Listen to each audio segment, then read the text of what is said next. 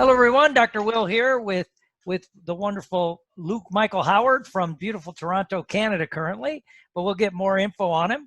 But first, I always start these things with people in our field of hypnosis and NLP and change work is what brought you into the field? Why, what got you started?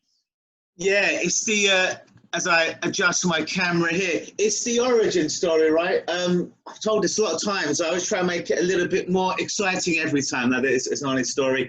When I was younger, I had about every kind of problem you can imagine, William. The only problems I didn't have in my life, thankfully, was I was not addicted to any drugs and I was not sexually abused. Other than that, I pretty much had every kind of problem. I was agoraphobic. I nearly died of asthma.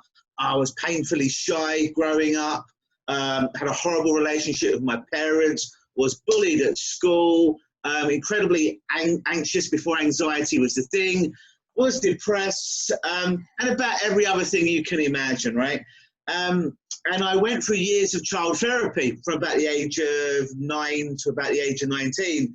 And I was still, to use some colourful language, fucked up. Nothing seemed to help me. Nothing seemed to change. And we had a TV show in England, primetime TV growing up. It was in the 90s, and 8 p.m. on every Monday, The Hypnotic World of Paul McKenna.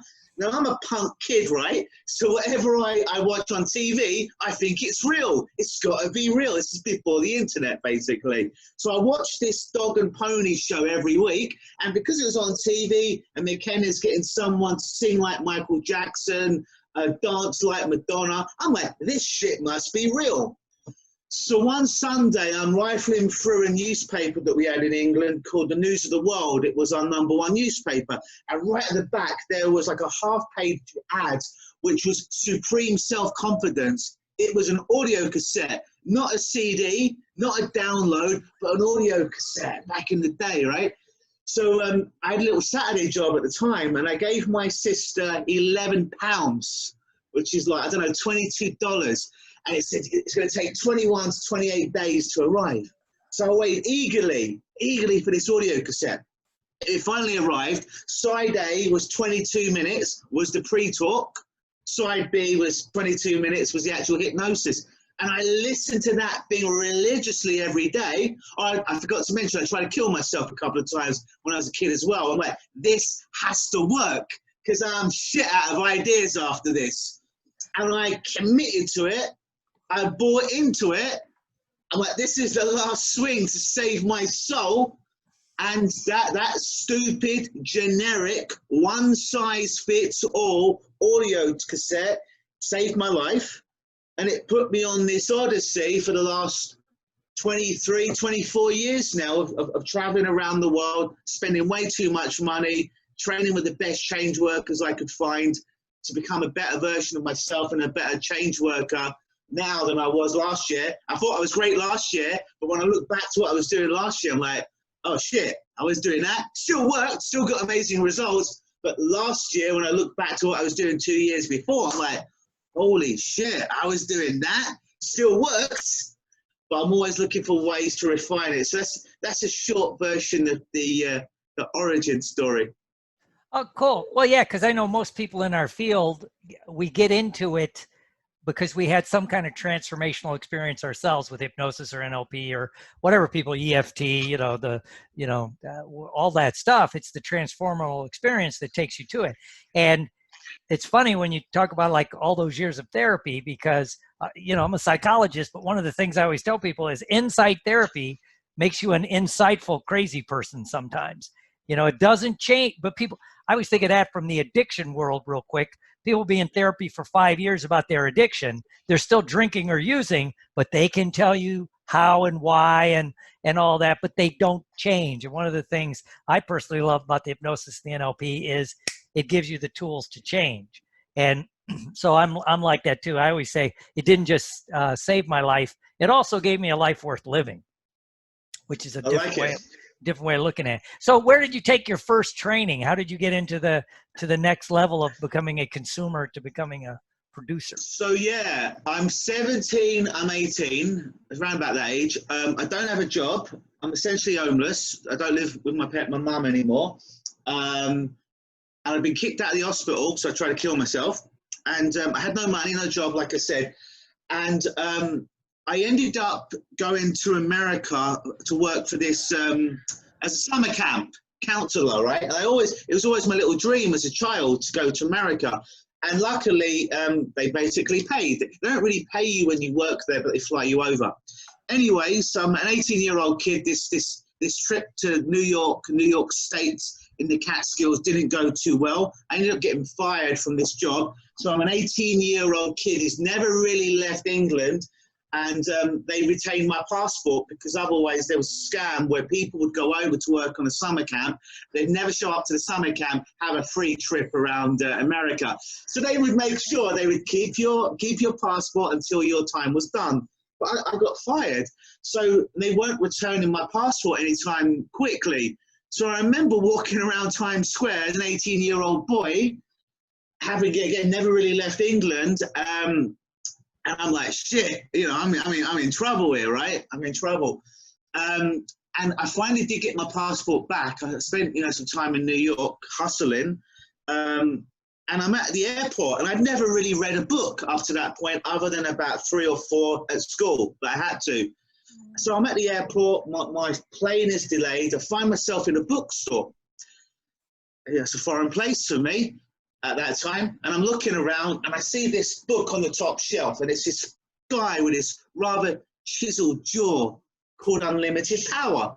And I found myself reaching up for that book, pulling it down. And it was the Anthony Robbins book. You know, Anthony Robbins, probably the #1 personal development guy on earth ever. And then I'm on the airplane home, and I don't know, you probably read that book, but it's just a big tome. It's about 550 pages. The font is about like 8. And I devoured that book. I like read that book on the flight home. I'd never read a book that big or that long. And I'm like, I always knew I wanted to perform, but I didn't want to be an actor. And I always knew I wanted to help people, but I didn't want to listen to people bitch and complain for 4+ years about why their life is broken and never do a damn thing about it. And I'm like, this guy, Tony Robbins, he's doing what I could never put into words, is what I wanted to do. So I came back, and I go to one of these little earthy, crunchy expos that we have in England, where you've got the hypnotist, the NLP, didn't know what that was back then, the Reiki practitioner, and so forth. And I'm walking around, and I find a booth for NLP and hypnosis. I'm like, well, I kind of know what hypnosis is, but what's NLP? Got this nice pamphlet, and I'm like, yeah, that's the thing that Tony Robbins does. And the course, I trained with originally David Shepherd, Performance Partnership in England, and Tad James. I think he used to be called Advanced Neurodynamics. And these courses were about, for practitioner, master prac, and trainers training. They were about like £2,000, $5,000. I'm essentially homeless. I don't have a job. This is a hell of a lot of money. But I have to do this. Have to do this. So I go into my bank. No job, no co-signer. And I've used what I've learned in that Tony Robbins book on influence and persuasion to somehow get the bank manager to give me 10,000 UK pounds, about 20,000 US dollars, so I could fund my hypnosis and NLP training. And I'm like an 18-year-old kid. Everyone else is in this course. They're 40, 45, 50, 55. I'm some punk kid. They're wearing their Armani suits. They've had lives, had families. And here I come in there, and I was intimidated as hell back in the day, because I'm sticking out like a sore thumb here. Everyone's so different. And I would do for trainers training. If people don't know in NLP, it's how you become a trainer. You can teach NLP and so forth. And I could deliver the techniques very well, and they were monitoring me in my presentations like, Luke, you're saying the right things, but we don't buy a damn thing that you're saying. There's no authenticity there. And I kept hearing this over and over again for a few years. It would bother me, because I'm like, this is me. But as soon as I got away from trying to be like everyone else, as soon as I got away from trying to be the square peg in the square hole, I embraced me more and more, who I am, what I do, my unique character and charisma. I started to become a lot more successful, not just as a change worker, but as a man and in business by seeing what everyone else did and then going in a complete opposite direction.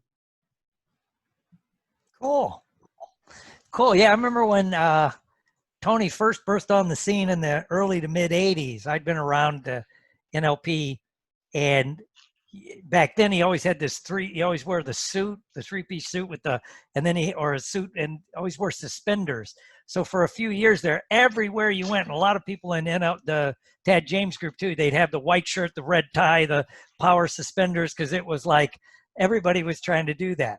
And yeah, so it's kind of interesting. And so as you got on this journey of learning and helping people, what were the first types of things you liked helping people with? I mean, we do everything in NLP and hypnosis, but I do a lot of addictions and sports, performance, stuff like that. But what do you do? What do you like doing? What got you, what lights your fire? Yeah. Here's my ultimate goal, and I'm going to come back to your question. My ultimate goal is to be able to walk into a room where somebody's got a problem, not know what their problem is, but trust the unconscious, trust that we're all plugged into this thing called the cloud, heal whatever the thing is inside my mind, my body, look at them 5 minutes later and say, it's gone, hasn't it? And they're like, yeah. So that's where I want to be. That's the level that I'd like to be. That's the ultimate goal. But originally I was working with everything. I think my first client, I trained to be a personal trainer, fitness trainer, and he found out one of my clients. He's like, oh, you do hypnosis? He's like, I'm scared of heights. Do you think you can help me with that? And I've done like another 5, 6, 7 courses since my my NLP and hypnosis stuff originally. And I'm like, sure. I had no idea how to do it. I had a script. It was supposed to be one size fits all, incorporating some regression back then. So we came in for a fear of heights. At that time, I didn't know any better, so I was reading the script. It was 3 sessions, I think, that he had with me. It went okay. I think we got rid of it, or most of it, at that point. Second person I ever had was a lady who she'd had a motorbike accident many years before, so she was terrified of being on the road. So it's quite a heavy thing to deal with, like pretty much as a second client. But helped, had moderate success with that. Again, this was about 20 years ago or so. And then subsequently from then, I spent a lot of time working with smokers. That was how I was making my bread and butter. People would come in to stop smoking, and I would offer to do it in an hour. And most people, most being more than half, would be non-smokers. I think about 80% of the people that I followed up with, and they responded to remain non-smokers after a couple of years.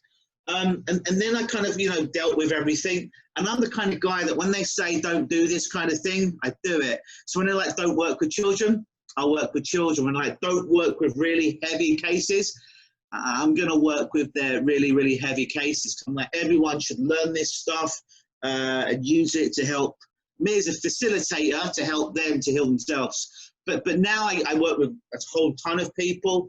But I work with a lot of people with anxiety, all kinds of anxiety, from post-traumatic stress disorder, soldiers and military people like yourself, to people that have GAD, general anxiety disorder, to complex post-traumatic stress disorder, which is an interesting one that I learned about a year ago. I didn't quite know about, and everything in between. But yeah. Oh, cool. And how did you end up in Canada? What are you doing? Yeah. Originally, about 11 years ago, I met this girl in London, England, where I'm from, and she did Lukenosis on me. We fell in love in about a day, and we're together about 9 months. And she's like, I'm going back home. I'm going back to Canada. Do you want to come with me? And it was almost my 30th birthday, right? Bit of a milestone. And she's like, I'm from the capital of Canada. Everyone outside of outside of Canada thinks the capital of Canada is Toronto. So I'm like, oh, Toronto. She's like, that's not the capital. I'm like, Montreal. She's like, no, that's not the capital. I'm like, Vancouver. She's like, I don't know where you're getting your geography, but no, none of these are the capital. What's the capital? She's like, Ottawa.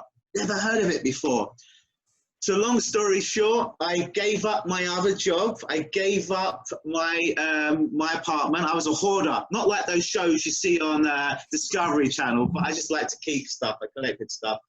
And I moved over to Ottawa. No friends, no family, no job, no prospects. The only person that I knew was her. So I came over when I was 30. We were together for about 4 or 5 years in total, including the year in England. We broke up. And then I'm like, shit, I could go back to England and feel a bit like a failure. I could stay in Ottawa, which is a very boring place unless you've got a small family and you're visiting for a weekend. Or I could move to Toronto, which is a lot like London. So 4 years ago, I moved over to Toronto, where it's a lot more exciting and a lot more hustle bustle. Oh, cool. Cool. Yeah, I love Toronto. I was going up there like twice a year from about 2001 to about 2010, 11, 12. Oh, yeah? I was going up doing trainings with a couple people. I always say, like, it's a lot like New York without the bad attitude. Yeah. And they film a lot of movies. Dublin is New York here as well, which is I was watching a movie with someone the other night with a Hypnopixie, and it was Resident Evil. I love zombie movies.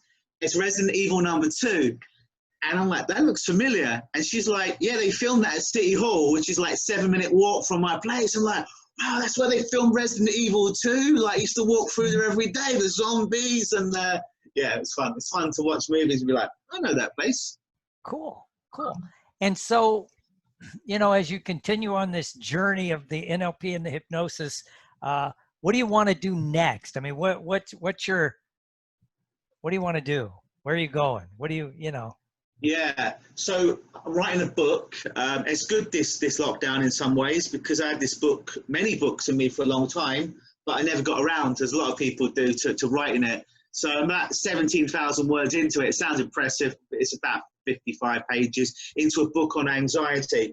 And one of my pet peeves were, I got a lot of books on anxiety and a lot of programs on anxiety, and it was a lot of times rehashing the same shit over and over again, where there was a lot of theory, a lot of why, what's going on here, but very, very limited with techniques and ways to clear anxiety from yourself.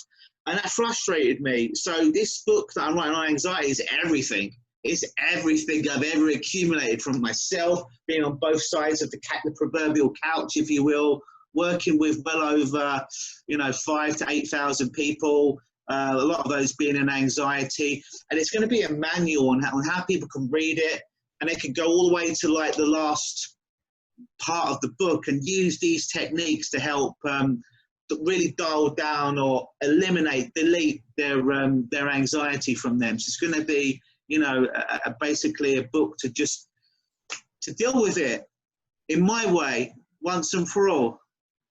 Well, yeah, there's a lot of strength in when you've overcome it. You have a rapport. It's like in the recovery world of addictions, there is a special rapport of people that's been there. I'm not saying you have to be like in recovery to help people, but it can give you a little bit more insight, And same with like the other thing with post-traumatic stress, as someone that's had it, it's much different from the inside than, Yeah. So that's cool. So yeah, and you're really, I'd never met you personally. That's why I was excited to talk to you. Yeah. My goal is to be one of the hippest old guys in NLP and hypnosis. But with this lockdown, I've noticed a lot of people are getting more active on like social media and everything. And I'm seeing people I don't really know, I know of, and it's like, this is, to me, you can scream at the darkness or you can embrace the light, I think. And so it's like, hey, I'm doing that. I did that butterfly experiment thing. I'm trying some other stuff, and I'm having a lot of fun. And I see you're posting, and what I like about you is, I heard this in marketing a long time ago, which is tell the truth and show the proof. Tell the truth and show the proof. Tell your personal truth and then show the proof behind it. So I'm watching some of the stuff you're posting, and it's like, I think it's kind of cool, Yeah, I appreciate that. For me, there's a quote in, I think it's Batman Begins, with Christian Bale. And it's something along the lines of, it's going to be in my book and I might butcher it now. And the line goes something along the lines of, people need dramatic examples to shake them away from their apathy. So I like to think of myself as a walking, talking pattern interrupt. So oftentimes when people come to see me, probably a lot like you, they've already gone to a lot of the psychotherapists, they've gone to a lot of the counseling, the traditional route, and for whatever reason that didn't resonate, that didn't work for them. And this doesn't work so well for me now because of video, you know, YouTube, and everyone's got a camera on their phone. But in the old days, I'd see these clients that had gone through the ringer, these things hadn't worked the traditional ways, and they hadn't actually seen me. They'd come to my office door, I'd open it up, and they would be like, I call it the old shit moment. They'd immediately go into hypnosis because they're like, this guy's got a shitload of tattoos, a beard, he speaks really fast and piercing. Is he going to help me or beat me up? But that's exactly where I wanted him to be. They were already in a state of hypnosis. They'd put into this corner all the professional looking people with a lovely suit and ties and suspenders that you mentioned earlier. For whatever reason, that shit didn't work. They see me, they're like, this guy's completely different to all of that.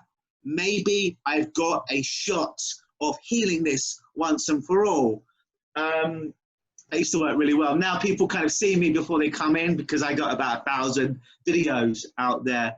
But I get annoyed by fluff. I am not a earthy, fluffy guy. I'm not looking to pad out. If we could help someone in a minute, let's help them in a minute. Let's use that powerful technique as opposed to what needs to be an hour. So let's fluff it out for 59 minutes of fluff and talk when we can just pull the trigger and get the fucking change right now.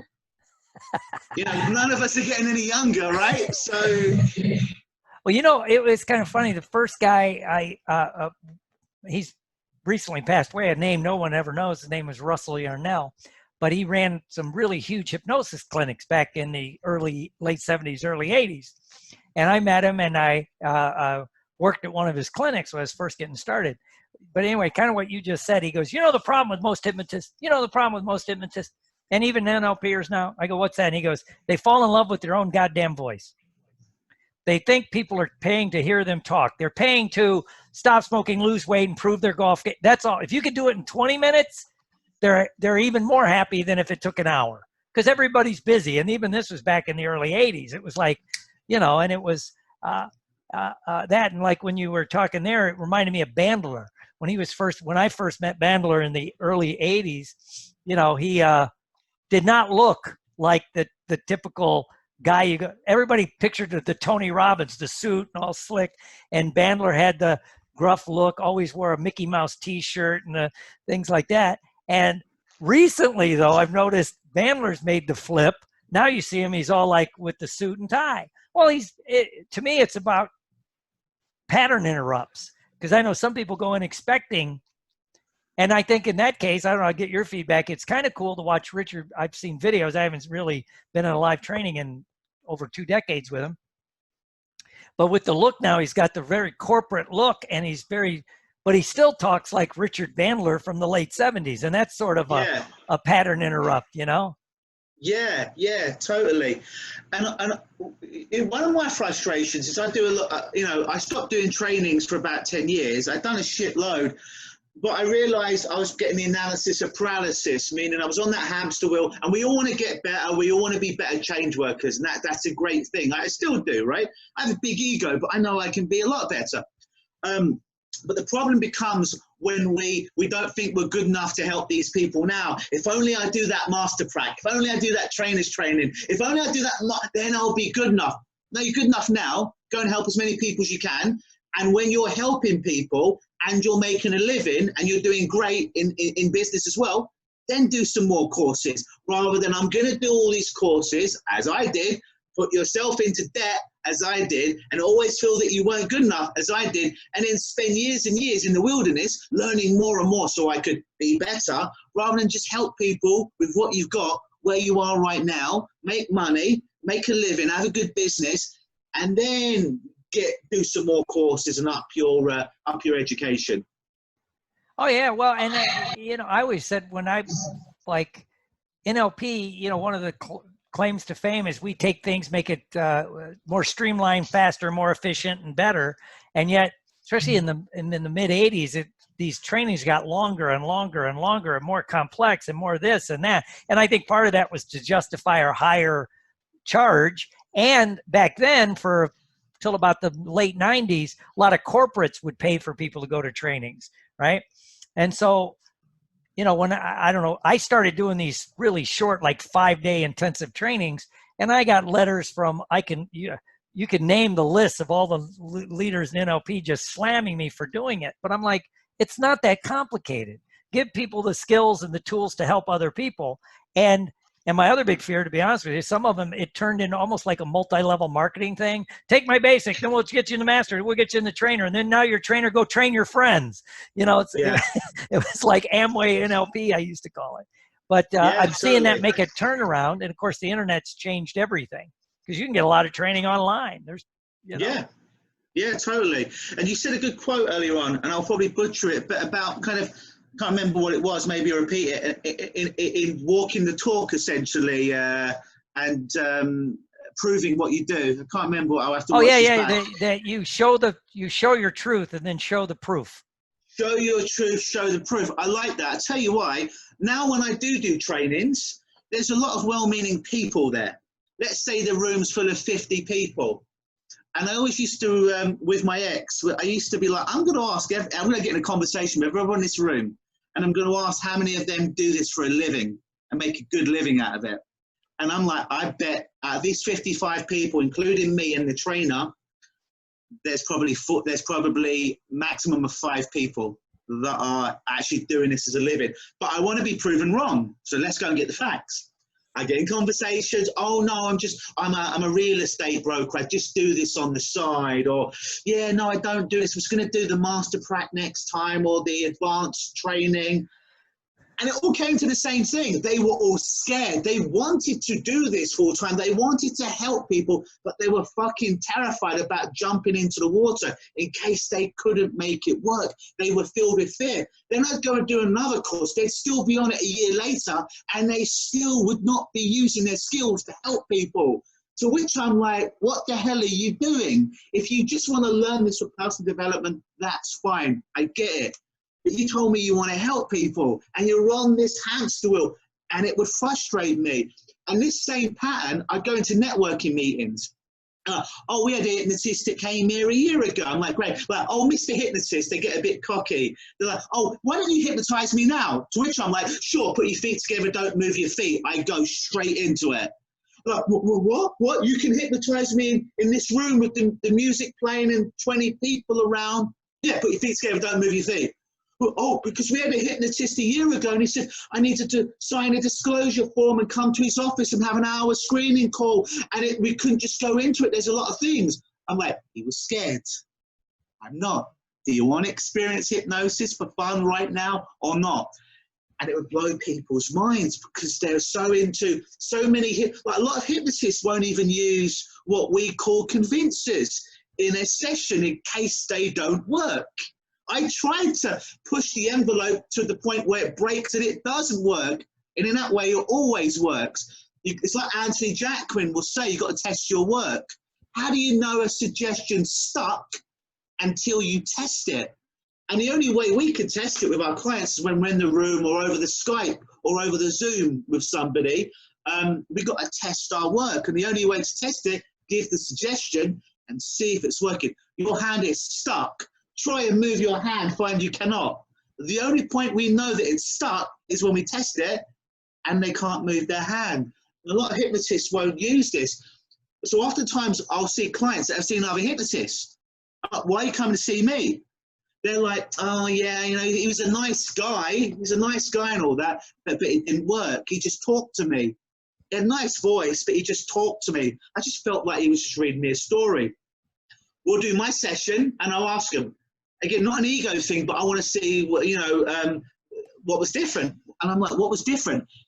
I felt hypnotized. My hands were stuck. That thought was stuck. I forgot my name. And I knew if I forget my name, I could forget my ex. If you could stick my hands together, you could stick that new diet or that new healthy eating. If you could make me see somebody that wasn't there, maybe you can make me see my goal that's not quite there. If you could disappear yourself in front of me, then maybe you could help me disappear that barrier to my success that's there. So to use phenomenon, to use a bit of show business, to quote Richard Bandler, if you're in therapy, although I don't like that word, so I'll change it for change work. If you're in change work, you're in entertainment, so you better be entertaining. You've got to be the shiniest object in the room, because I work with a lot of kids. Shiny object, bang, they're over there. You know, hearing waves are over there. You know, I need them to have their full attention on me, and looking the way that I do, I often can grab people's attention, especially kids. I become the shiniest object in the room, and then we just have a great old session, painless session, where they get to experience fun, but then they leave and they're not peeing the beds, or they're not having night terrors anymore, but they just felt that they were talking with someone or listening to cool stories. Oh yeah. Well, we're in deep rapport on the thing. I always say it's hypnotists that are afraid of hypnosis when they always talk about, and they'll always use here in the States, probably in parts of Canada too, where I live in a real conservative area or a Bible Belt area. You know, it's like, you know, I knew a guy had a huge practice in Dothan, Alabama, which is not exactly the cutting edge. It's not like Berkeley, California, but it's like, yeah, I think hypnotists are afraid of it. And like you said, in some ways, you've got to be the living example of what you're doing. Are you confident? Are you working on yourself? What changes are you making? I'm not that you got to be perfect, but you know, what's going on in your life that you can even talk about currently that you can use as a teaching example. You know, the other day I used one where I was getting out of my truck because I'm still a redneck. I got my big pickup and I'm getting out of my truck, and some guy taking his he had a mask on, and as he got in his car, he threw it out the window. I lost my mind. I walked over, ended up arguing with the guy, throwing it through the window and everything. And I'm like, I'm walking back to my truck going, that may not be the best example of living change work, right?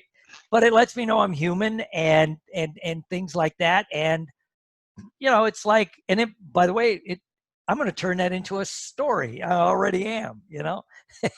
So yeah. So what are some of the things that intrigue you now that you'd like to study more? I'm studying more neuropsych stuff, the neurobiology, that stuff. So what are you into? Where do you want to go? Yeah, I've been studying recently a lot of stuff by, it's called the Body Code, or the Emotion Code, by a guy called Dr. Bradley Nelson, I want to say. And it's all about dealing with releasing negative emotions, right? I know we deal with negative emotions all the time, but he's got a way of using muscle testing and magnets. I know it sounds hokey as hell, but I've been watching some of the stuff and using it remotely with people to really, you know, help people get rid of negative emotions in this way, and whether it was passed down from you, hereditary, from a family member, and a thing called a heart wall, which is a new thing for me. It's like you could do all this work with someone, but if they've got a wall essentially around their heart made of other negative emotions, you're never going to get that change with them. Most people, as he would say, have a heart wall, and this heart wall again is filled up with negative emotions. So once you take out all these negative emotions, it allows their heart to become more free, so they can have deeper connections with people. And if they've felt stuck for 30 or so years, now the heart wall's gone, and they can just be associated, be into experiencing life a lot more. So I've been studying some of that, some Psych K. I don't know if you've heard of Psych K. Oh yeah. Which is not a lot of stuff unless you attend a course that you can find online, unless you're really good at modeling and you can read through the lines, right? But there's this interesting stuff there of installing new beliefs and cross hemispheres of the brain. I'm always interested, anyone else just got some real tangible stuff we can throw at anxiety as well for helping people, you know, more thorough, quicker, more efficient ways of dealing with it. Studying a lot with CPTSD, what is it, you know, how it's formed. I call CPTSD as, you know, post-traumatic stress disorder. There's usually an origin moment, i.e. the soldier had to kill somebody, or the bomb landed next to them and destroyed their comrade, and now they've got post-traumatic stress disorder. Whereas complex post-traumatic stress disorder, there's no origin point. Rather than there being one moment or one memory where it started, it's almost like a bunch of what I call little paper cuts that have accumulated over many, many years. There was not one terrible trauma, but hundreds of thousands of tens of thousands of little paper cuts that have accumulated, that have made people dissociate from the good stuff in life and just be walking down the street, and 1 minute they're okay, nothing has happened, they haven't received a weird text message or anything, and it's suddenly like, I just feel bad. And there's no reason for me feeling bad or anxious. Nothing has happened since the last minute, but now I feel bad for no reason. But really delving into that, because this is something that I realized I suffered for many years. You know, I didn't know what, I knew I wasn't depressed, but I wasn't feeling good. And I boiled it down. I suffered a lot from those symptoms of CPTSD, dissociating, not feeling the true moments of joy in life, and just feeling stuck, and getting a great deal of success, but still being, that's not enough, you know? So I've been working on that with myself, and it's a fascinating area of working with other people on CPTSD as well. Oh, cool. Well, I'll get your feedback, because what I'm getting into is it's kind of goes along with complex post-traumatic stress disorder, the shame of just being, as they call it. You just feel there's like an underlying, like you shouldn't be there, because there's a lot of there's some thought that, like, you know, especially if you were born and into a family that most, how can I describe this? Very, you know, as much as we watch TV where everyone's joyous and happy when they get pregnant, many times the first response is, I can't afford this. This is going to ruin our lives. And so you get the shame of just being alive, shame of existence. And even when you're a little kid, all these, you have, and I'll tie it into PTSD in a minute, you don't have words yet. So you don't have complex thoughts and beliefs. You just have feelings. And you can't put words to the feelings. So now as an adult, you're trying to put the words like shame or guilt or remorse or whatever, but there's that disconnect, like you say, the wall around the heart. That's a good way to look at it. And you can't root that out. And there are some things that are just beyond words. And a lot of veterans that have been in really hectic situations, that's one of the things they'll say. There are no words for this abject horror that you might have lived through. And car accident people will do it. How do you describe the undescribable? I love that. Describe to me the undescribable. Unless you're Stephen King, I don't think you're going to pull that off. And even then, now you're disassociated from it. You're not into the experience. So that's kind of where I'm at, and I have no idea where it's going, but it's kind of interesting to me. Yeah, it sounds a lot like, and I made a video on this recently. Flashback, traditional flashback versus an emotional flashback. So traditional flashback is some terrible trauma happened to you, you relive it. Emotional flashback is you forego the visual memory, but you just get into the emotion. Walking down the street, you've left house, everything's neutral, everything's balanced, and all of a sudden you just feel great sadness or great anxiety. You've gone to the flashback, you've foregone any picture, any movies, and you've just gone into the emotion. It's what people with CPTSD all the time, I'm feeling bad. I don't know. I shouldn't feel bad. Nothing happened. I was good a moment ago. Nothing has set me off. I'm feeling bad. What the hell is going on? Emotional flashback. You've gone straight into the emotion that you're feeling rather than the memory, the visual memory that you've got coded inside you. That's why it can become a bit complex. It's complex post-traumatic stress disorder, because there's no kind of like, it's not like with post-traumatic stress disorder, the door's about to close, we put our foot in the door, and now we can go in and start work. It's like, I don't even know where the door is here. I just know that sometimes I feel shitty for no particular reason. More often than not, 1,000 little paper cuts that need to be healed, start enjoying life and really being present and being in the moment. Another thing, I don't know about you, William, but I spent a lot of time studying all this stuff. So I spent a lot of time in here, a lot of time in my head. So when people are doing traditional hypnosis or NLP, there's a part of me that's always in here. So I realize when someone's doing work with me, I need to get into my body. I need to be feeling stuff. Because then it's like, oh, it switches this off. Hypnotist change work. It gets me more into my body, which is what I need to be. So I've been studying a lot of Wim Hof. I don't know if you're familiar with the Wim Hof meditation and cold therapy technique. Oh, cool. Well, yeah, I call that paradox of knowledge. You know, you start learning, you have a transformational experience. Great, hypnosis, NLP, woo, Tony Robbins, yes, or whatever, right? And so now you start learning it. And so then you can even become a great change worker, and you're helping all these people change, and it kind of quits working on you in a little bit. And then when you go see somebody, you know, and they go, okay, or you go to a seminar or a workshop or whatever, and then they start a process, you start automatically going, why are they doing that? Why is Luke doing that? I would have done this and that. So you're not in, you know, you're kind of, and that's just the paradox of knowledge. And I've been blessed the last few years. 90% of the people I work with are hypnotists, NLPers, addiction counselors, or psychologists, right? And so they're coming in with all this knowledge. So I have to like go in the back way, because I know they're trying to track what I'm doing, you know? And so it makes it more challenging for me. And so it makes me learn new things. It makes me be different, makes me try different things. So I'm grateful for that. And Yeah. Cool. So how can people get in touch with you? Yeah, a few different ways. My website is lukenosis.com. Yes, I'm very narcissistic. Luke, like me, my name, Luke, Gnosis, like hypnosis, Nosis. If you go on YouTube, I have over 1,000 videos on hypnosis, from my TED Talk to my podcast to therapy sessions, change work sessions, and called street hypnosis demonstration. Just put Lukenosis into your YouTube machine. Also, you can find me on Facebook, Luke Michael Howard. A lot of my stuff there is focused on anxiety and groups there. I've got a podcast. We haven't put any episodes out for a while. It's called Unstuck with Hypnopunk. It's my name on the street. So if you go on your Apple iTunes or your Google Play, or wherever you listen to podcasts, Unstuck with Hypnopunk, they're also all up on my YouTube as well. Instagram, Lukenosis, Hypnosis. I'm omnipresent, William. I'm everywhere. Okay, cool.